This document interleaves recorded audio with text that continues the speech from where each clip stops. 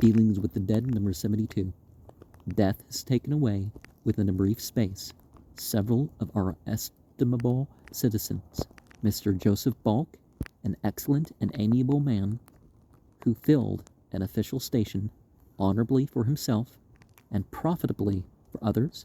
Mr. Samuel C. Gray, a gentleman of taste and refinement, who graduated at Harvard College in 1811, and, at the time of his death, was president of the Atlas Bank. Mr. John Bromfield, a man of a sound head and a kind heart, having bestowed $5,000 and $20,000 in his lifetime upon the Boston at the Naam, he modestly left the more extended purposes of his benevolent heart to be proclaimed after his decease, and by his will distributed among 8 charitable institutions, and his native town the sum of $110,000. The features of these good men are still upon the retina of our memories. The tones of their voices yet ring in our ears. We almost expect their wonted salutation upon the public walk. But there is no mockery here. They are gone. The places that knew them shall know them no more. Death has laid his icy hand upon these men, as he has ever laid the same cold palm upon their fathers, since time began. Such exits are common. Disease triumphed over the flesh, and they ceased to be. But death has done his dismal work of late, in our very midst, by the hand of cruel violence, not sitting like the king of terrors in quiet dignity upon his throne and casting his unerring shafts abroad, but darting down upon his unsuspecting victim, and, with a murderous grasp, crushing him at once. I allude, as every reader well knows, to the fate of the late George Parkman, as the coroner's inquest, after long and laborious investigation, has declared that he was killed. We must assume it to be so. I've known this gentleman for more than 40 years, and have had occasion to observe some of the peculiarities of his character in the relations of business, as well as in those of ordinary intercourse. I say the peculiarities of his character, for he certainly must be classed in the category of eccentric man. Having heard much of this ill-fated gentleman for many years before the late occurrence, and still more since the event, for he was extensively known, and all who knew him have something to relate, I am satisfied that those very traits of eccentricity to which I refer have led the larger part of mankind to form erroneous impressions of his character. Dr. George Parkman was the son of Samuel Parkman, an enterprising and successful merchant of Boston, who was a descendant of Ebenezer Parkman, who graduated at Harvard College in 1721 and was ordained October 28, 1724, the first minister of Westboro, who, after a ministry of 60 years, died December 9, 1782, at the age of 79, and whose wife was the daughter of Robert Breek, minister of Marlborough.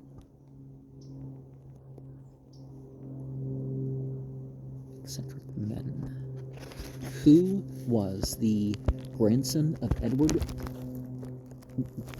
Breck, one of the early settlers of Dorchester in 1636. Dr. George Parkman graduated at Harvard College in 1809. When he commenced his junior year, John White Webster, now Irving Professor of Chemistry and Mineralogy, entered the university as freshman. Dr. Webster, who is now in prison, charged with the killing of Dr. Parkman, will in due time be tried by a jury of his countrymen. Will it not be decorous and humane, and in accordance with the golden rule, for the men, women, and children of Massachusetts to permit the accused to have an impartial trial? Can this be possible if, on bits of the day, of whose value every man of any experience can judge, this individual whose past career seems not to have been particularly bloodthirsty, is to be morally condemned without a hearing? Hundreds whose elastic intellects have been accustomed to jump in judgment are already assured that we believe Dr. Webster innocent. Now we believe no such thing, nor do we believe he is guilty. His reputation and his life are of some little importance to himself and to his family, and we should be heartily ashamed to carry a head upon our shoulders which would not enable us to suspend our judgment until all the true facts are in, and all the false facts are out. How much beautiful reasoning has been utterly and gratuitously wasted upon premises which have turned out to be not a whit better than stubble and rottenness, the very readiness with which everybody believes all manner of evil of everybody furnishes evidence enough that the devil is in everybody, and goes not a little way in support of the doctrine of original sin. Let us, by all means, and especially by an avoidance of the topic, give assurance to the accused of a fair and impartial trial. If he shall be proved to be innocent, who will not blush that he has contributed to fill the atmosphere with the presentiment of this poor man's guilt? If, on the other hand, he shall be proved to be guilty of an incomparably foul and fiendish murder, let him be hanged by the neck till he is dead, for God's sake. For God's sake. For God hath said, Whoso sheddeth man's blood, by man shall his blood be shed.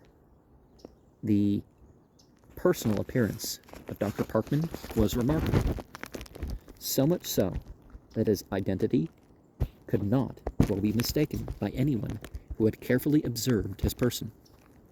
His body was unusually attenuated, and I have often, while looking at his profile, perceived a resemblance to Hogarth's sketch of his friend Fielding, taken from memory after death.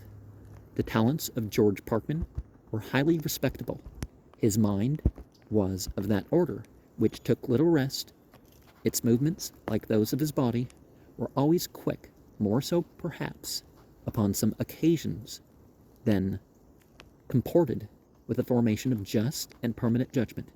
He was a respectably well-read man, not only in his own profession, but he possessed a very creditable store of general information, and was an entertaining and instructive companion. In various ways he promoted the best interests of medical science, and nothing probably prevented him from attaining very considerable eminence in his calling.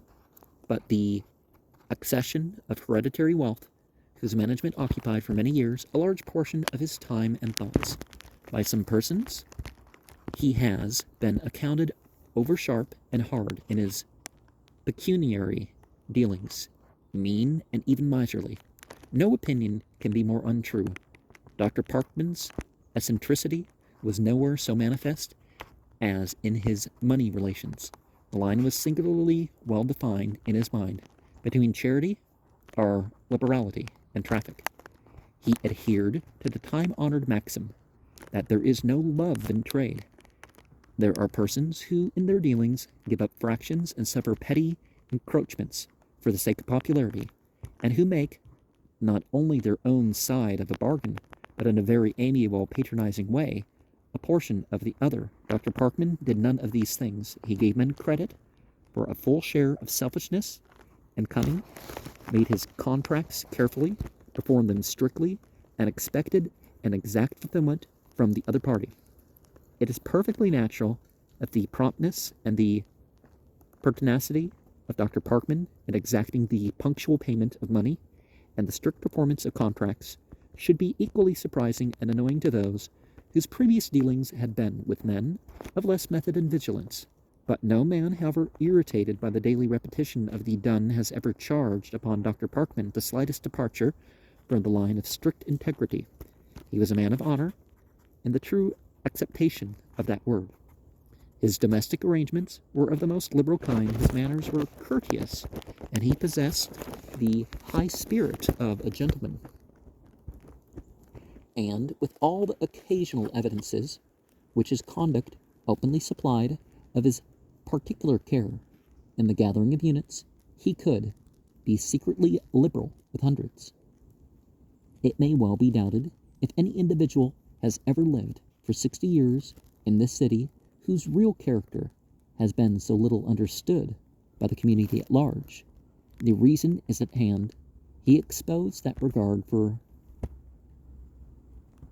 pittances which most men conceal, and he concealed many acts of charity which most men expose.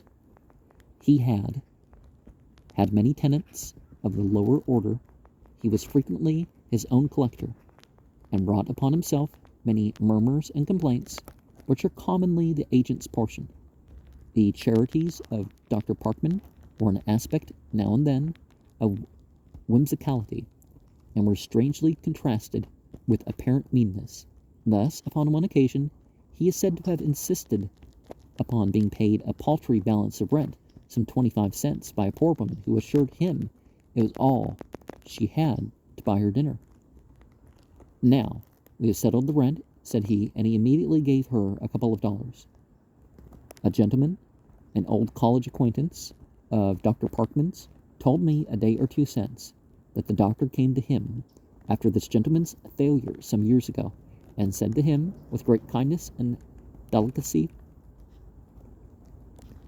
"You want a house? There is mine in street, empty and repaired. Take it.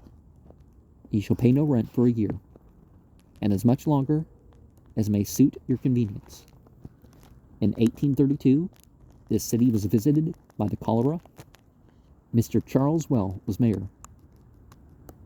Charles Wells was mayor, and a very good mayor was he. Had his benevolence induced him to labor for the more extensive diffusion of the blessings of alcohol among the poor, the liquor trade would certainly have voted him a punchbowl for his vigorous opposition to the cholera. Upon the occasion to which I refer, Dr. Parkman said to the city authorities, "You are seeking for a cholera hospital. Take any of my houses that may suit you, rent-free and welcome. If you prefer that which I occupy, I will move out with pleasure." When Dorcas died, the good people of Joppa began to display her handiwork. I am surprised, though much of it was known to me before, at the amount of evidence which is now produced from various quarters to prove that this unfortunate gentleman was a man of the most kind affections and of extensive practical benevolence. Let me close these remarks with one brief anecdote, which, though once already related of Dr. Parkman by the editor of the transcript, is worthy of many republications, and is not at all like news on the stock exchange, good only while it is new. A politician stopped the doctor in the street and asked him to subscribe for the expense of a salute in honor of some political victory. The doctor put his arm in his and invited him to take a little walk. He led him round the corner into a dismal alley, and then up 3 flights of rickety stairs into a room where a poor woman was sitting, propped by pillows, feebly attempting to sew. Some pale, hungry-looking children were near. The doctor took $6 out of his pocketbook and handed it to the politician, and simply remarking, "Do with it as you please," he darted out of the room in his unusually impulsive way. I must close this feeble tribute of respect to the memory of one who truly deserved a milder fate and an abler pen. Had we the power of recall, how well and wisely might we pay his ransom with scores of men quite as eccentric in their way, but whose eccentricity has very rarely assumed the charitable type.